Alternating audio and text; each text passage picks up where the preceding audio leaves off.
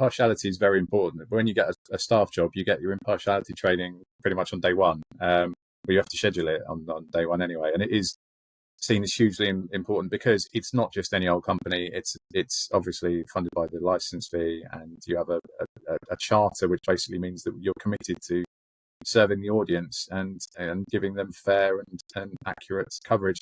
It's slightly different depending on if you're a war correspondent, if you're a news journalist, if you're a sports journalist, you all kind of have slightly different standards that you're held to. Yeah, so the impartiality, obviously there was a lot of stuff with Gary Lineker, and that actually has led to a bit of a change in terms of how the BBC do things. I won't go into the nitty gritty of it too much, but I obviously wouldn't be in this position were I not professional. And there have been plenty of times in my career when I've had challenges. I'm thinking back specifically to the last couple of years when I've had to cover an Arsenal game or two, and I was completely professional, despite the fact that I may or may not be a very long-term season ticket holder at Tottenham. You have to be professional. So I complimented Saka on his fine strike and wonderful goal. And I commented on the Arsenal fans were having a delightful evening. It's fine. Your professionalism takes over, and it's one of those things.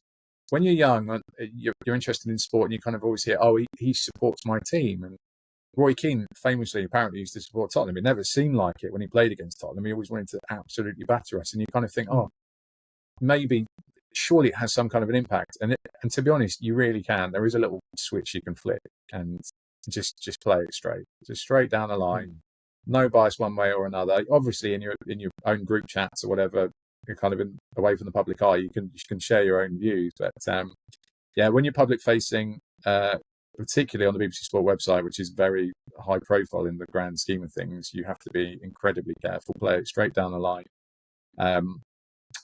The people that your audience, they're supporting different teams. They're not just going to be the supporters of the two teams, of the winning team, of the team that's losing. They're going to be other fans as well. So you can't be seen to have, I don't know, a Fleetwood Town fan that pays their license fee thinking we're taking the mickey out of Fleetwood, or we don't respect Fleetwood at all.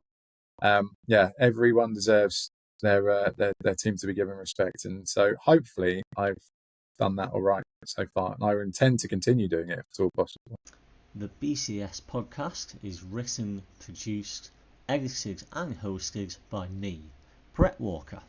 Thank you to Boris Anderoff and Pixabay for the use of the music and sound effects in this podcast.